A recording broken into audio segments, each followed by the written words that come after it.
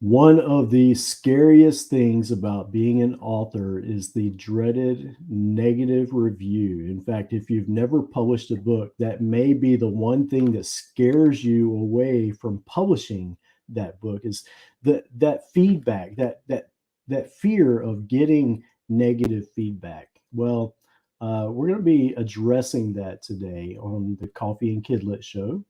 And I have a very special guest with me. His name is Ron Keres, and he knows a thing or two about negative reviews. He's the author of This Book is Perfect, as well as a few others. And we're going to be talking about his books as well as his experience in um, publishing. So, welcome, Ron. Yeah, thanks, Travis. It's great to be here on the show. Yeah, absolutely. Now, you and I have something a little in common. Right now, you are a missionary in Canada with the First Nations, and I also used to be a missionary with Youth with a Mission. And so, just tell me a little bit about your family background and how you got into missions. Yeah, absolutely. I grew up in a Christian home, so I was exposed to the gospel and who Jesus was, but it wasn't until right before I went to college that I became a believer. And I was a part of an organization at Northern Illinois University called CRU, Campus Crusade for Christ. Yeah, And just was really influenced there by a group of friends and leaders that just really sparked that faith into flame and just developed a passion for sharing the gospel on campus as well as in places where it's just not heard. And so me and my wife, Jen, we got married after I graduated college. I was a PE teacher. Jen was a nurse. And we worked for a couple of years, just kind of establishing our marriage, paying off student debts. And we just knew that God was calling us to go to maybe what you would call an unreached people group, or a people group where there was no healthy Christian church. And so we were just serving at our local church, but we found an organization pretty early on called To Every Tribe that we just really clicked with as far as their training and sending philosophy. And so we got married in 2010. It was 2012 that we started our training for 2 years. And then in 2014 that we finished that training and committed to going to the First Nations people in Canada. And it wasn't exactly where I was picturing at first. I was picturing like jungle place on the other side of the world, maybe, like most people who think of missions picture. But right. God over the years really opened my eyes to just how missions is needed in many different places, and it looks different in each one. Whereas the people here, it's not that they've never heard the name Jesus, but there's been a really rough history. If you've ever researched called about residential schools, the people here for a long time were really mistreated by people who carried the name of Christ, and just horrific things happened to their children. Their language and culture were ripped away from them, and they just are so damaged from that when it comes to what they believe about Christianity. And so there are communities all spread across Canada that are called remote First Nations communities where you could only get there by airplane. And so, long story short, God opened the door to one in Northwest Ontario called Cat Lake, which is where we've been living for the past over 6 years now. And we've been in Canada for just around 8, but in this community for a little over 6. And it's about 500 or 600 people, and they're Ojibwe people. And so many speak the language. A lot of the younger generation do not, but we've been here with our teammates and just trying to not come in and fix anything, but just try to love and serve the people and share the message of the gospel about Jesus' death and resurrection, how he came for all people, not just people like me, for all people, for sinners. And so that is our main passion in life, is making him known. And missionaries do a lot of different things. Our goal is establishing a native-led, healthy local church. So we're not looking to do everything, be the leaders. We're looking to work behind the scenes and equip and establish the local believers in the faith and in the work. Yeah, that's really awesome. So I'm assuming your whole family is kind of involved in this. What would you say is like a typical day for you out there? Yeah, I mean, it definitely changes day to day, but we do enjoy our rhythms and routines. Like we We definitely pride ourselves in the kids programs we do. Me and my wife just really enjoy working with children, and so we do on every Monday or Tuesday a program called Fusion for 9 to 11-year-olds. We have about 30 kids coming right now. It's after school for an hour, and we basically just get together. We feed them some popcorn and drinks. We have like a icebreaker game, and then I tell an oral Bible story. So I'm up there just sharing orally a Bible story, kind of walking through it, helping the kids learn it themselves. And then we play a game called Gaga Ball, which have you heard of Gaga Ball? I have, yeah, yeah. Okay, yeah, it's I don't really know if fun I've ever game. played it, but I have heard of it. Yeah. Yeah, so that's one thing we pour ourselves into, enjoying that. And then on Tuesday we do a program, or not Tuesday, sorry, Thursday, called Kids Club, and that's for 5 to 8-year-olds, and that's after school. We have about 50 kids come to that, and it's just three of us staffing that, and so it's kind of crazy. It's like a kid's birthday party every week. Just playing games with the kids, reading them a Bible story. We do teach a little bit of Ojibwe to them, some just basic Ojibwe that kind of is from the words from the Bible story. And then we do a craft. And then on top of that, we have there is a local church that meets every Wednesday evening and Sunday afternoon that we're a part of and serve at. And so that's kind of where we pour our heart into and just continue to build relationships and look for opportunities. Yeah, that's awesome. Yeah. When I was in YWAM, I did my DTS in 2004, 2005, and then I did a Principles of Child and Youth Ministry school in 2005. And part of that outreach, I went back into YWAM 5 years later. But part of the outreach for that PCYM school was we went to Oklahoma and worked with reservation there. I believe it was Broken Arrow, but I don't know if that's right or not.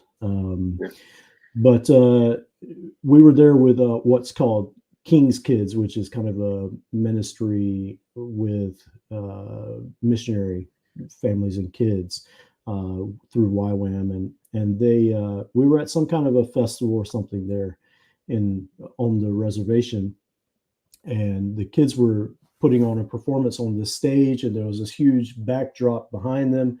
And as they are performing one song, suddenly this huge storm rolls in out of nowhere, and really dark clouds, lightning, thunder, the whole works. And this huge gust of wind blows that backdrop down on top of the kids. It was, oh my gosh, freakily. I mean, it was so scary. And luckily, I don't think anyone was seriously hurt. But the sort of what came out of that event was the whole show was stopped and everyone was gathering around, and it just turned into this huge prayer meeting, and people were just offering up prayers. And one of my best memories in missions actually came from that, and just looking down and seeing this 6-year-old kid down on his knees, pouring his heart out to God and praying with tears rolling down his face, and just giving it all in prayer is just a beautiful sight. So yeah, it's amazing. But anyways, we're not here to talk about that the whole time. Yeah. You're an author, you're a children's author. You have, I believe, 3 books out at this point, right? You've got some more in the works, which we'll talk about. Yeah, 3 books out, 1 coming out in just 2 weeks. So how did that come about? Like, how did you get into writing children's books, and how has it affected you as a missionary? Has it opened up doors for you, or has it helped, financially, or what does that look like for you? Yeah, so I'm just by nature, I'm a storyteller. I love telling Bible stories, first of all, but I just love captivating an audience, whatever that audience looks like, with story. And we're a people that are driven by a story. It's like whatever culture you're from, whether it's an oral story or a movie or an audiobook, reading, story is what drives us as a human race. And so I just love telling story. I love listening to stories, watching stories. And so as I had kids, right, picture books are one of the most fun and special ways to share stories with your kids. And so just alone reading hundreds and hundreds of picture books over the years, just developing a love for them and a special time with my kids.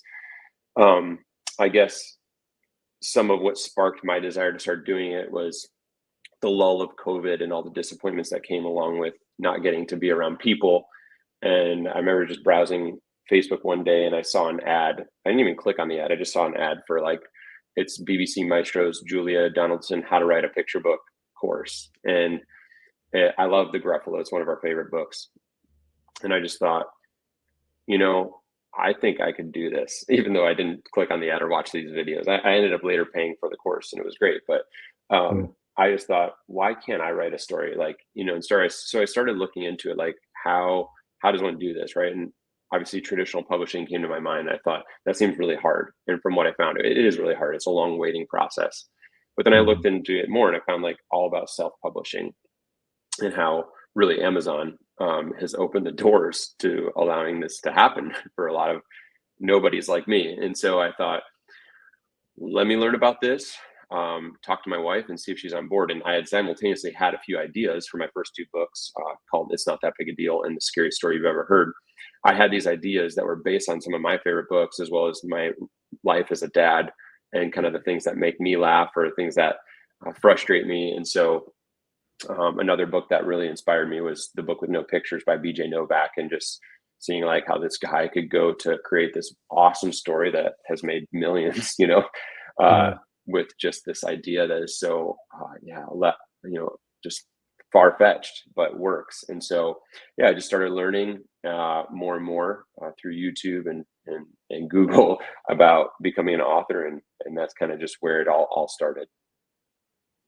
And as far as you also asked, like, if it's opened doors for me as a missionary, I wouldn't say necessarily it's impacted my life as a missionary too much. It's a creative outlet that I really enjoy. Well, like we have a very isolated life and job here, and it's a fun self-care side hustle, I guess you could say, that kind of fills the void a bit of not getting to see family and go, you know, to stores or restaurants because we don't have any here. So yeah, nice creative outlet for you. Yeah, that's awesome. So you came to your third book. This book is perfect, and this is kind of the introduction to Finn the Frog. What inspired this story for you? Yeah, so I had my first two books out. They came out in May 2022, and the launch was okay. A lot of my friends and family bought them, and a few other people. But I was getting to the point where I was like, it's definitely not selling enough to really take off. This was before Halloween last year, and in Halloween, The Scariest Story did really well, and it surprised me. But this is before that. I was just thinking, like, if I'm going to keep writing books, which I desire to, because I have more ideas, I got to do it in a way that I can afford. And sadly, not sadly, but it's kind of funny, what inspired that book is a little bit of my cheapness. So I knew without a doubt that I wanted a great illustrator, and Arthur Lynn, my illustrator, is a great illustrator, but honestly, I couldn't afford to keep doing books with him because it's just, the more detailed the book is, the more it costs, and unless it sells well, it's just not going to pay for itself. And so I saw something with The Scariest Story that it cost maybe half of what the first book cost, and ended up selling way better.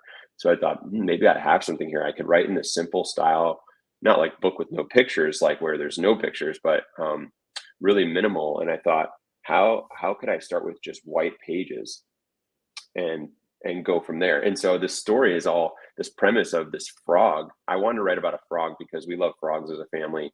I've just always been into reptiles, and I have a son named Finn, and Finn the frog works really good with the two F's there. So I was like, I want to, this is my character, but why don't I make him a little bit like the neurotic clean freak parent? And he's got this book that he's super proud of that's just got all white pages. And if nothing happened, if there was no drama, it would just be this frog showing off his white pages. But of course, the story involves drama. And so the kid, naturally, when a kid enters the scene, there's drama. And so the kid starts reading his book, which Finn's all proud of.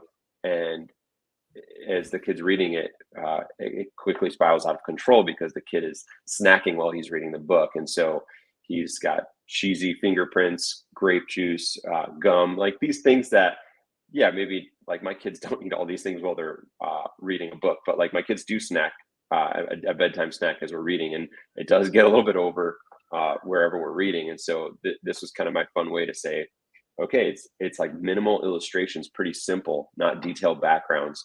So I saved the money there, but it's still a really fun and interactive story that parents and kids can connect with. And so that was kind of what inspired it. Yeah, that's awesome.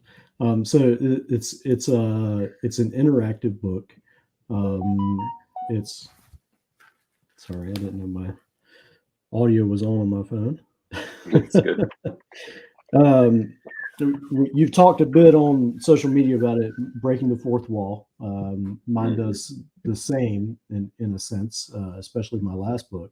And so I wanted to just kind of ask you, what do you think makes a great interactive children's book? Because that's a little different than just writing a story and, having a good beginning and middle and end. There's a lot more that sort of goes into it. So what do you think, what are the best things to keep in mind when developing an interactive book like this? Yeah, and that is really a good question. There's several things, and the ones that I think about when you ask that question is, first of all, I think one level is brevity. So you don't want it to go on too long, right? To have a short enough book that is really rereadable. Because I know for me, when I'm going to grab a book, even if I really like the book, I'm tending to stay away from the ones that take too long to read, just because it exhausts me as a parent sometimes.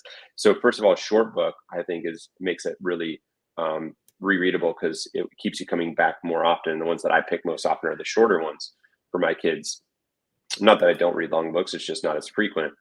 And then I think humor is a huge part of interactive books. Like, I just know that when it comes to just our world we live in, entertainment is the driving factor, not teaching a lesson. The lesson needs to be secondary. If anything, we are people who love to laugh and love to be entertained. And so when you're talking about an interactive book, you want it to be something that the kid feels entertained and even the parent feels entertained. And then lastly, I think this next one is not really something that it's something you have to learn or just experience through being a parent or being a teacher or something. It's just like anticipating what a kid is thinking or feeling. And so if you could really imagine the reaction of the kid and write based on that reaction and kind of really meet the kid where they're at. I'm not saying you're going to be able to do this for the whole audience reading your book, but as a dad of 4, I kind of know how to anticipate my kids' reaction to certain types of humor or tension or drama or potty jokes, which, Finn's got little butt cheeks in the story, which is just that little touch that makes it a bit more interactive. But really that book with no pictures feel of like, it's breaking the fourth wall because it's making the parent become the funny one. Even if a parent is not funny, they could read that book and become funny. And that's what a kid will love. And even though they might memorize the book, they still want to read it because they get to hear these words again. And so I think that's what really makes a book, I think, more interactive. But there's more to it. I just don't have all the answers for that. Sure. Yeah. I think those are very good points, though, and to be able to anticipate what the kids are thinking, I think that's a strong thought there. And you could even take it a step further and maybe go in the opposite direction of what they're anticipating. Kind of surprise them a bit. Surprise. Yeah. Like, there's one quote that I love is that a good story has to involve a surprise. Otherwise, it's just a report. And so that's what we want to do, is always have surprises in our books. That's a really great point. Yeah, absolutely. So I saw that, when you first started with this book, you were you sort of launched into print on demand. And for those who don't know what that is, you can use things like Amazon KDP and Ingram Spark, and it's more of a print to order sort of thing where you're not ordering in bulk, but as customers buy the book from Amazon prints it and ships it out to them. You started with this book, but then you eventually moved to offset printing or printing in bulk. What sort of made that decision for you, and how was that transition? Yeah, it was a big decision. The print on demand, it's low risk because you don't have to put any money up for the copies, right? They're all printed as they sell. And so your success is directly related to, selling more. And so you could be okay and say, at least I didn't spend any money, buying books, but I'm not going to sell more. And so I think for me, it was a good start, and it was a proof of concept, right? All businesses kind of have to start with that proof of concept.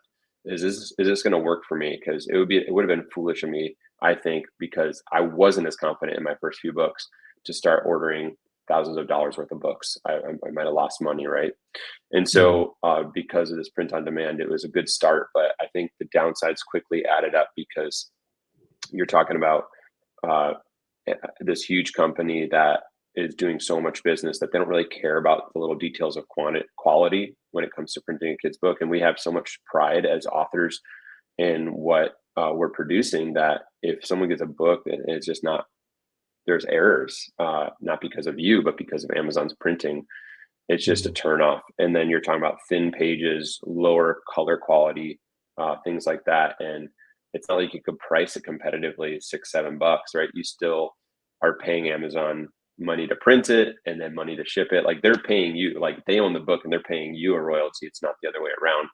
And so I think the more that I was selling, I was just thinking, okay, the business has gotten to the point where I have the capital to pay for some offset print runs to move away from this cheaper quality, lower profit print on demand model. And so I don't think I would have done that without the sales on the paperback first, right? I had to have that proof of concept. This is working. I could take this next step. And I feel bad for some people who don't do it that way. There's some people who could start with hardcover printing in China because they're just that confident. They know it's going to work. There's a fire in their butt to sell, but this is what worked for me. And so, yeah, I still use print on demand. Like, for example, my Scary Story book, I do sell and did sell some hardcovers for that, but the print on demand copy is actually working well. And because it's more of a seasonal book, it doesn't make sense for me to be storing hardcover copies year round just for a couple months of higher sales. And so kind of just going to stick with print on demand for that. But as far as like author visits, I try to always only do the hardcovers just because it's better quality, better margins. Whereas the Finn books now, I'm done completely releasing, well, not done completely. So my new book that's coming out, it's called This Book is on Fire, will be hardcover only in the US. And then obviously the Kindle ebook version. Now, because I can't get distribution in other countries, I will keep the print on demand paperback for customers, fans of the series that want to buy it in those countries. But hopefully that someday that'll change if I can get better distribution of the hardcovers. Now, do you offer the paperback in North America as well, or is it just in? So for the new book, I won't. But for This Book is Perfect, there is still a paperback version. But my goal is to eventually transition off of that now that I'm doing higher print runs of that book and trying to focus on the hardcover sales. It's an interesting concept with that. The proof of concept and using print on demand to kind of judge whether or not it's going to be a successful release. There's a lot of authors out there who are trying to decide, should I make that big investment? And of course, costs are skyrocketing for everyone.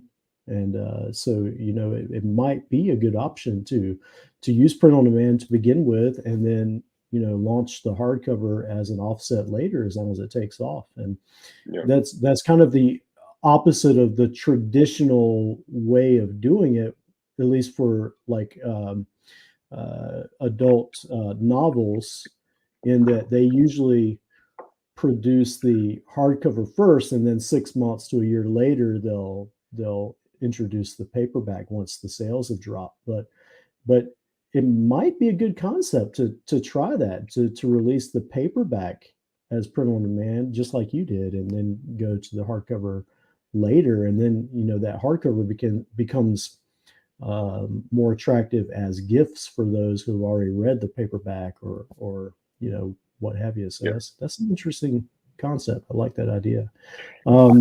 Just naturally, there's the downside of paperback, because as I'm going to pull books off my shelf for my kids, paperbacks, if they're in the bookshelf a certain way, what are you seeing? Just a spine with nothing written on it. It's so hard for that book to be selected by the parent because they can't see what it is. And so that's just one huge downside of paperback, is usually no spine text. And that's just one thing I don't want. I want my books to be able to be in libraries and on shelves getting picked, by parents. And so that just meant changing over.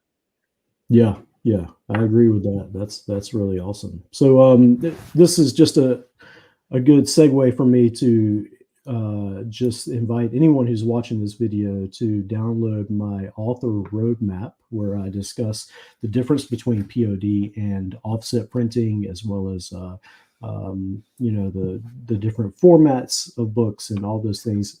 I introduced 3 essential questions that first-time authors need to answer before they go a step further after writing their manuscript. So if that's you, if you're a brand new author and you've written your first manuscript, download my author roadmap at launchmissioncreative.com/roadmap. So Ron, we want to get into the star of the show, and that's the dreaded 1-star review. You had a great release of This Book is Perfect. And I guess, when was that released, by the way? That was December 10th-ish last year. Okay, so some months later, I believe it was in April, you suddenly received this 1-star review. And as I kind of started off the show, that can be a scary thing. But I want to read this 1-star review because it's really hilarious. The title of the review is "Not a Good Ending," literally. And they write, "This book was fun and funny until you get frog butt flash at the end. It wasn't necessary, and I didn't like my 6-year-old got exposed to that." There's the frog butt right there. Yeah. "Won't be reading any more for fear of that happening again." Ron, give me your first reaction when you saw this review. It's been a while since I've heard it read or read it, and so that was pretty fun to relive. Yeah, first reaction, the book is going well. So then you get something like this, and it kind of makes you at first question everything. It's like, wow, did I make a mistake? And as a Christian and as a missionary, I care about my reputation being above reproach and things like this. And I just guess I took it personally at first and said, wow, is this too far for a kid's book? And the frog boat was actually advice from kind of one of my coaches when it comes to writing, a good friend of mine, another believer. And I just thought it was a hilarious idea, and it's become a staple for the series. But it's not something I would have naturally asked my illustrator to do. I just didn't think that way, but it's such an amazing idea. So then I get this review and I think, oh shoot, do other people feel that way? So I kind of texted a few people, kind of like a few mentors, and said, should I take this seriously? And I think the advice just helped me to step back from the initial reaction and say, actually, this is just how the world works. There's just people who are so far-fetched with their views on things. And I guess what helped too is I clicked on their name or their review account, and I just saw that they're reviewing so many things. And I thought okay, there must be an agenda with the reviews, that maybe this wasn't super heartfelt and they're just trying to just review as many items as they can, but maybe it is. Anyway, so I think I became okay after a couple days with the fact that this is not going to make me change my book. But what I did was I posted it in one of the author groups we're in, just kind of sharing my reactions on it, my thoughts, and it kind of blew up as a super funny thing. And so it just made me see that the majority of people respond to this as this is a hilarious review and this could be great marketing. And so it quickly turned into something bad to something actually really great. And I've had 1-star reviews before this. Some of them are just a 1-star, no written review. Some are just just one random person's opinion. But yeah, this one definitely turned things around for me. Right. Yeah. So you sort of took hold of this and ran with it. How did that sort of help you with promotion or promoting the book? Yeah. I realized that it kind of made a good meme. It just our social media is so meme driven, right? And there's other sites out there that have like these bad reviews. Like it talks about these hilarious bad these 1-star reviews. And so I thought like, because I've seen people respond to this as like a funny thing, maybe I could turn this into something that attracts customers to the book, right? And so I had Mhm. posted in a couple groups I'm in, got really good responses, just people laughing at it, saying, "Oh, now I want to buy the book." And so I decided to turn this image that I made based on the review into an advertisement on my author page on Facebook, and it just it's been a great way to get exposure, right? Like any exposure is good exposure, is what they say. And so though there's some people who might still be negative about it,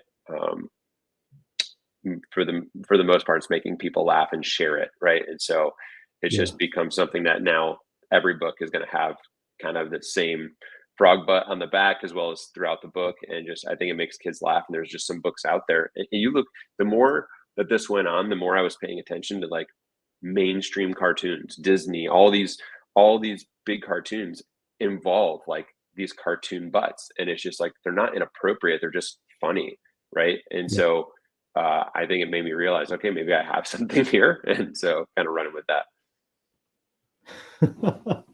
Yeah. So, uh, what would you say to other authors out there who maybe they get their first 1-star review? How would you encourage them to bounce back, or what can they do to bounce back? Obviously, not every 1-star review is going to be quite as useful as yours, Yeah. maybe, but how can they sort of turn around their feelings about that negative feedback? Yeah, I think just first realizing that it's normal. Like you go look at the most popular books of all time and they still have 1-star reviews. So the more I did that, the more I realized like Dr. Seuss has 1-star reviews, right? Like, and so just be okay with that, first of all, because it happens to everybody. But then also take it seriously. Start by kind of doing what I did, asking yourself the question, is this true?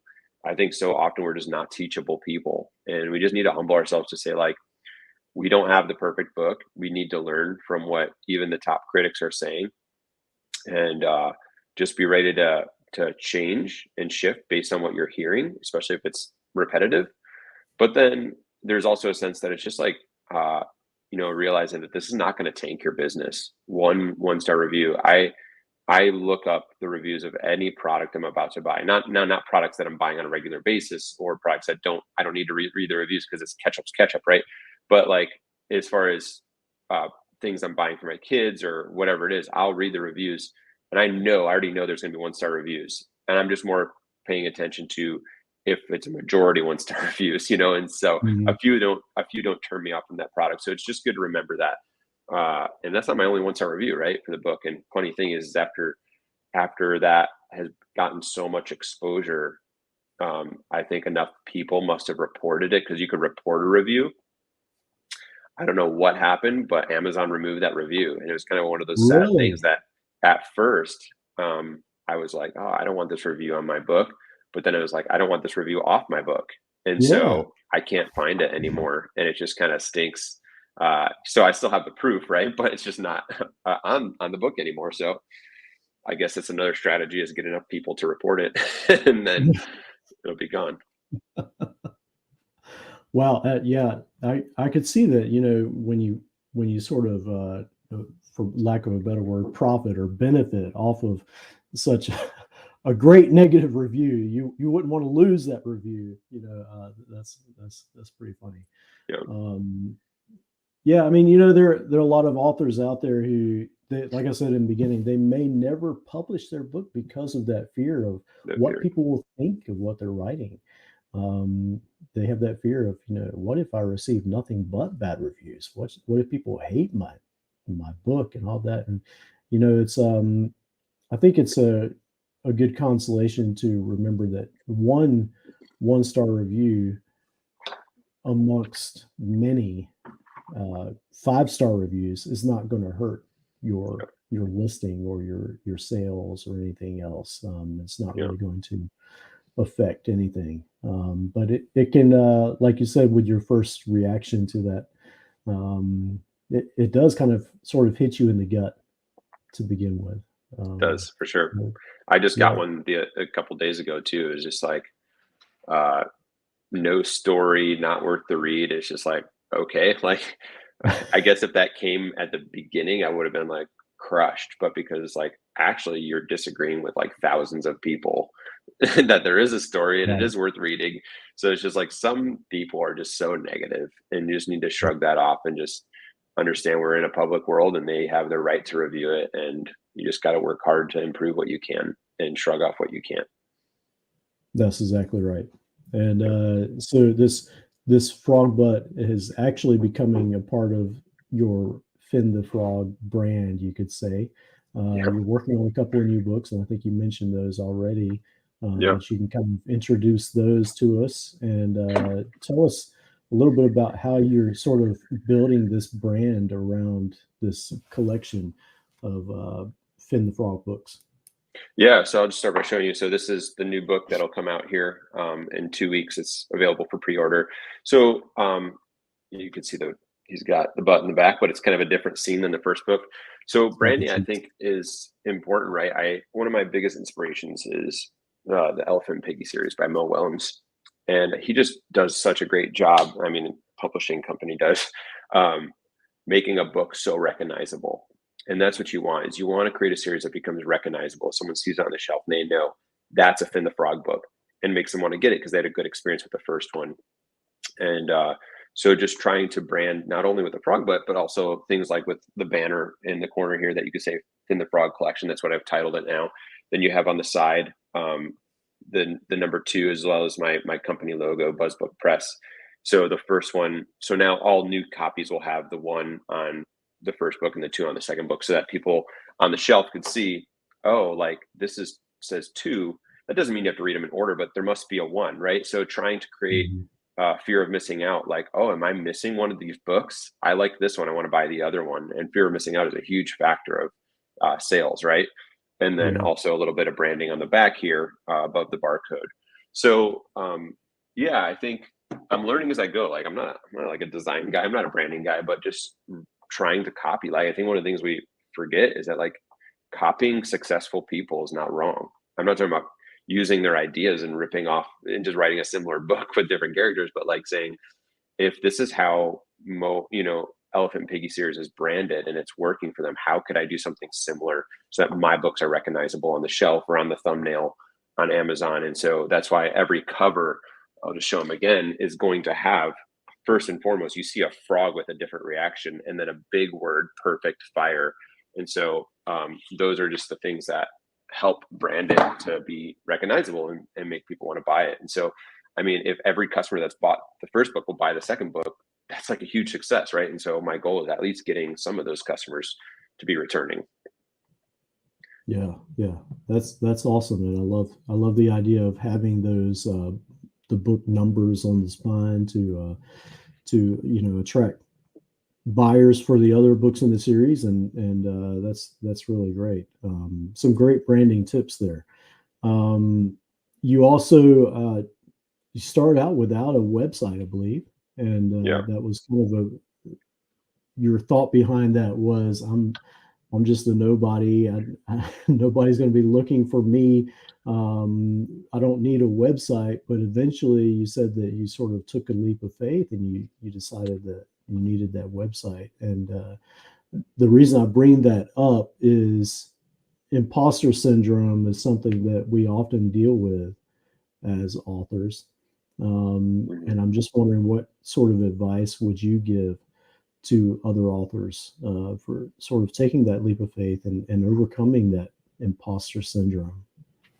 Yeah, it's a good question. And website stuff just kind of intimidates me just because I'm not good at managing that. And this is not my job. So I didn't want it to become my job or a distraction to my job. I wanted to keep it simple. And Mhm. so website just meant another level of complication. But then I realized, once I had a moderate level of success selling some books, I was like, there's going to be customers I miss out on because when they Google me, they can't find anything good except for just my Amazon page or something, or a YouTube read aloud. And so I thought, you know, I got to overcome my cheapness, but just want to just put a little bit of money into something that there is a landing page where someone could see all my books in one place, find a few read alouds, contact me, And so I would just say like, yeah, like, you got to decide, is it a hobby or is it a business? Because if it's a hobby, there's not really much of a reason to have a website. Um, but if you're selling um, a decent amount of books, you don't have a website, I can guarantee you're probably missing out on some traffic because of that, or somebody might want to contact you. And the crazy thing is within a couple weeks of my website going live, even the just basic website, I had Scholastic contact me through my website. And it's just like kind of crazy that that might not have happened if it wasn't for a place for them to find a way to contact me. And so, and then I've had other contacts that have really paid off, whether relationships or sales, that I've come through that website. And so I think it provides a reliable way for somebody to contact you and interact with you apart from social media. And so it's fun to be able to now, I just took the step of saying, I need to gather emails so that people who genuinely do like my books and want to hear about new releases or get free items could subscribe. And so now I have coloring sheets that if they simply just give their email, they get coloring sheets emailed to them for free every time a book comes out. And so been slowly gathering email lists so that when a book comes out, I could email all those people and maybe become repeat customers for the book. So yeah, I just gotta decide what your goals are and kind of just be willing to fork up a little bit of money, a little bit of time to do that. Yeah, I think that's a very good point. In that, a website that's not necessarily for selling books. I know me personally, I sell very few books through my website. Most of the sales are going to come from Amazon. Yeah. But a website is great for people who are looking for you for maybe author visits or other things like you mentioned, Scholastic, other things like that, and then also building that email list, which is gold. I mean, that's so much better than social media, and I don't think many people realize that it really is more important to build that mailing list than to have 10,000 Yeah. followers on Yeah. Facebook. Exactly. Social media is really hit or miss. And one thing I learned through all these videos I've watched is that email list is number one way to market your book because these people are choosing to be there. And there's not many people who don't open their emails or at least glance at them, whereas Facebook, social media, just so you never know if people are seeing your posts even. And so it's just, yeah, a lot easier to be seen through email. So great point. Yeah. And I don't even sell books from my website. There might be a day that comes that I do. I just don't have a desire to right now. It's just like I said, more of Right. a landing page. And if someone wants to buy one, then I'll redirect them to Amazon, which I'm totally fine with.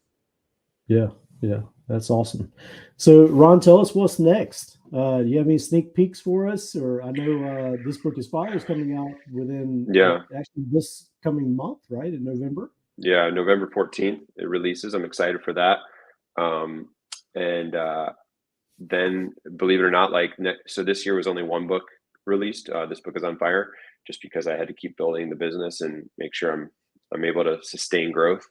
And so now that it's doing okay, I'm going to be releasing more books because I want to grow my catalog. Just because I think it'll help me continue to grow even more. So Yeah.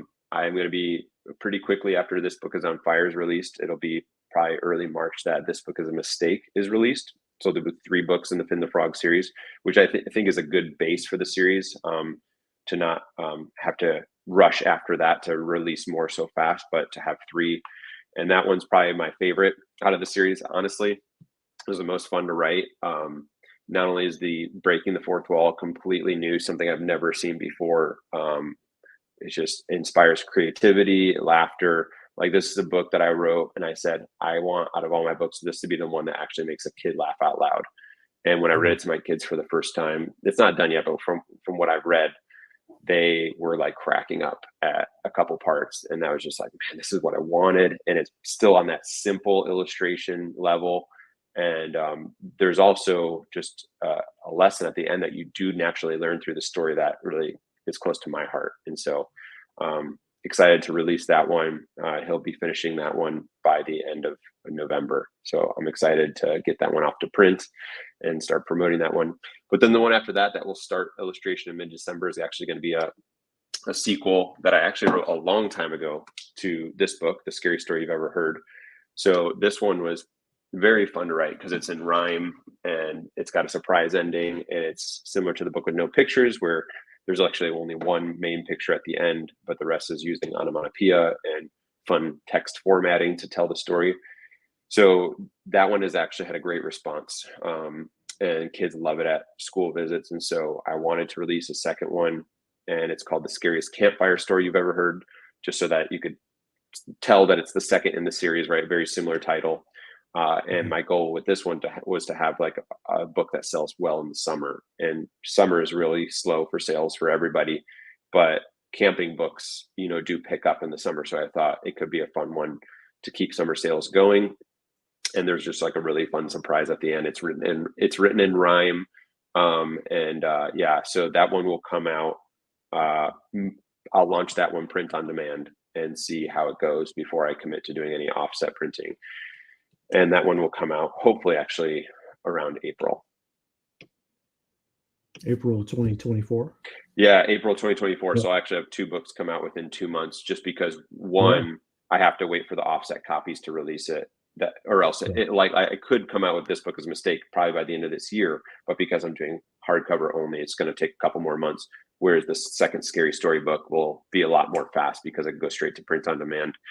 And then there will be a 4th Finn the Frog book that will start after that one finishes, that will come out hopefully around August of 2024.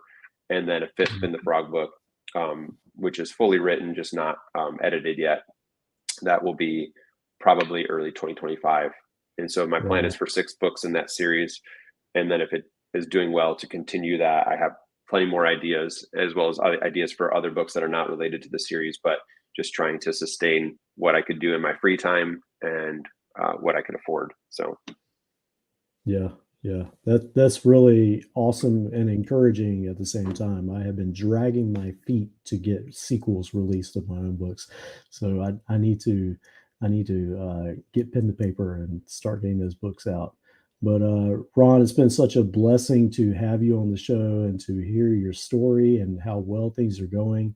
I think it's a real encouragement to other authors out there to hear how you sort of you've ran with the negative impacts that have come your way, so to speak, and it's been really encouraging.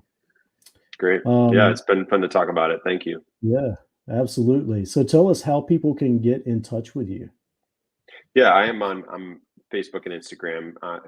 My name is Picture Book Dad if you want to contact me there. But honestly, email is a great way. Just Ron Keres author @gmail.com. That's KERES. And that's a great way to get in touch with me if you have a question. But Facebook is totally fine too. And what's your website? It's just ronkeres.com. Yeah. So you can go there and get the coloring pages and get on the mailing list. That's great. Exactly. Yeah. Awesome. Thanks so much, Ron. And thank you for anyone who's watching this. Please hit the subscribe button and follow along. I love to invite children's book authors just like Ron and myself on the show to talk about their wholesome stories and what inspired them to write them. So we'll be back in a couple of weeks and looking forward to that show as well. But in the meantime, go and write the book. Thanks, everyone.